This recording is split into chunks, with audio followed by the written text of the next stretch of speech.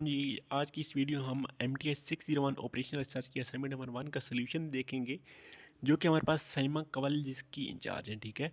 इसकी due date है हमारे पास 29 नवंबर 2023। टोटल मार्क्स इसके 10 हैं। तो यहाँ पे सबसे पहले इसमें बताया गया कि आपके पास लेक्चर नंबर 10 से 16 के ऊपर ग्रेप हो तो आप ये असाइनमेंट खुद से सॉल्व कर सकते हैं। बाकी कुछ इंस्ट्रक्शन है वो आप खुद से पढ़ सकते हैं। इसमें हमारे पास 2 क्वेश्चन हैं। तो दोनों क्वेश्चन किस टाइप के हैं, हमने अपने लेक्चर 10 से 16 तक जो सीरीज़ हमने कवर की थी उसमें हमने 4 किस्म के मॉडल पढ़े थे।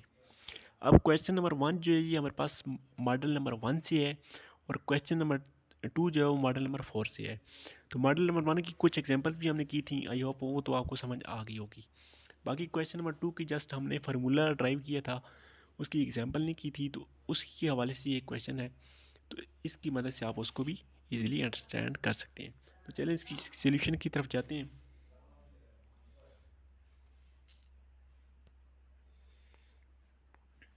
तो यहाँ पे देखें, सबसे पहले हमारे पास क्वेश्चन नंबर 1 है, ठीक है। तो क्वेश्चन नंबर 1 है हमारे पास जो गिवन डेटा है ना, गिवन डेटा में सबसे पहले हमारे पास चीज़ गिवन है कि इसकी हमारे पास पर एटम कास्ट कीमत 5 रुपीज़ है, ठीक है।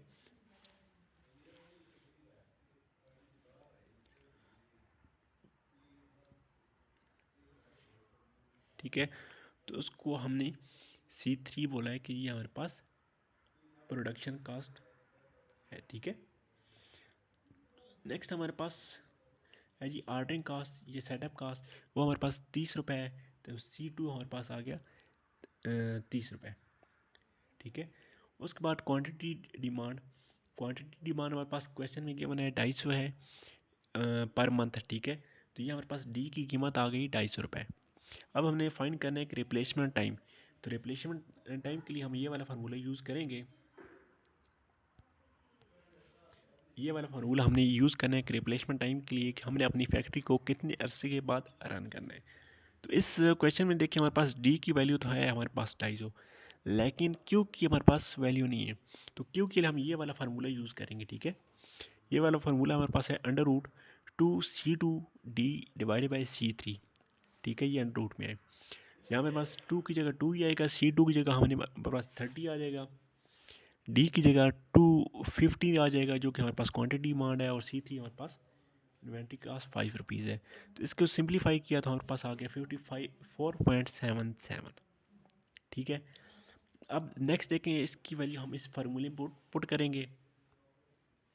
तो 54.77 डिवाइडेड बाई डिमांड जो कि हमारे पास 250 है, ये हमारे पास आ गया 0.219, जिसको हम राउंड ऑफ करके 0.22 लिख सकते हैं, ठीक है। तो 0.22 को अगर हम पर ईयर में सॉरी पर मंथ में कैलकुलेट करें तो हमारे पास 6.6 डेज आ जाता है, यानी कि इतने दिन बाद हमने अपनी फैक्ट्री को रन करना है। नेक्स्ट क्वेश्चन नंबर 2 में आते हैं। क्वेश्चन नंबर 2 हमारे पास है जी, डिमांड हमारे पास है 5000 है, ठीक है, किसी भी कंपनी के लिए, और उसकी प्रोडक्शन रेट हमारे पास 1500 रुपये है। पर साइकिल पर मंथ में वो 1500 आइटम तैयार कर सकती है, और डिमांड हमारे पास पूरे साल की 5000 रुपये है।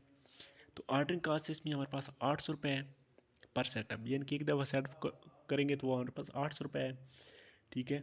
उसके बाद होल्डिंग कास्ट, यानी कि अगर इसको स्टोर करते हैं वो हमारे पास 20 रुपये पड़ती है पर यूनिट पर ईयर, यानी कि किसी चीज़ को स्टोर करने के लिए पर यूनिट हमारे पास हमें 20 रुपये देने पड़ते हैं। शार्टेज कास्ट हमारे पास 1000 रुपये है। तो अगर इसमें ऑप्टिमम मैन्युफैक्चरिंग कास्ट हमारे पास दी गई है, ठीक है, EOQ जिसको बोलते हैं, वो हमारे पास 1400 गिवन है। अब टाइम हमने 2 क्वेश्चन यहाँ पे हमारे पास है, एक टाइम बिटवीन आर्डर्स कि कितने टाइम बाद हमने फैक्ट्री को रन करना है, और क्वेश्चन नंबर बी हमारे पास है number of order per year कि पूरे साल में हमने कितने आर्डर देखने हैं। तो यहाँ पे हमारे पास ये गिवन डेटा था, डिमांड हमारे पास 5000 रुपये है, तो डी इक्वल 5000 आ गया। क्वांटिटी जितनी हम प्रोड्यूस कर सकते हैं पर मंथ, हमारे पास क्यू आ गई 1500 रुपये। C2 हमारे पास, इसकी हमारे पास आ गई ऑर्डरिंग कास्ट, वो हमारे पास 300 आ गई। C3 इन्वेंट्री कास्ट 20 रुपये आ गई है। C4 हमारे पास आ गई है शार्टेज कास्ट 1000 रुपये। तो EOQ यहाँ पे आपने EOQ लिखना है, ठीक है। तो हमारे पास 1400 आ गई है। तो अब हमने टाइम फाइंड करना है, ठीक है। तो ये हमारे पास C4 सॉरी टाइप 4 वाली है, तो यहाँ पे हमारे पास क्यू के लिए ये वाला फार्मूला यूज़ होगा। तो इस फार्मूले को यहाँ पे हम यूज़ नहीं करना क्योंकि इसकी वैल्यू ई ओ क्यू की वैल्यू हमारे पास ऑलरेडी गिवन है। तो टाइम बिटवीन ऑर्डर हमारे पास आ जाएगा जितना हमें ये निकालना है ना 1400 रुपये हमारे पास हम निकाल सकते हैं एक दफ़ा में आइटम डिवाइड में 5000 करेंगे 0.5 ईयर आ जाएगा। तो इसको मंथ में कैलकुलेट करेंगे तो 3.36 मंथ आ जाएंगे। पार्ट बी में हमारे पास है G number of order in year.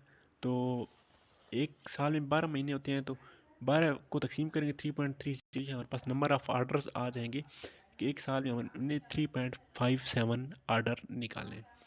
ठीक है, तो इसमें आप थोड़ी सी चेंजिंग कर लेनी है। चेंजिंग कैसे करनी है कि यहाँ पे जहाँ पे हमने D Q C2 C3 लिखा है ना, तो इसमें ये चीज़ लिखें क्या आपकी ये ऑर्डरिंग कास्ट है, ये क्वांटिटी डिमांड है, ये इन्वेंट्री कास्ट, ये चीज़ आपने ऐड कर लेनी है अगर आप चेंजिंग करना चाहते हैं। ठीक है, तो बाकी कोई ज़्यादा चेंजिंग करने की ज़रूरत नहीं है, बाकी इसी किस्म का आंसर इसको आना है।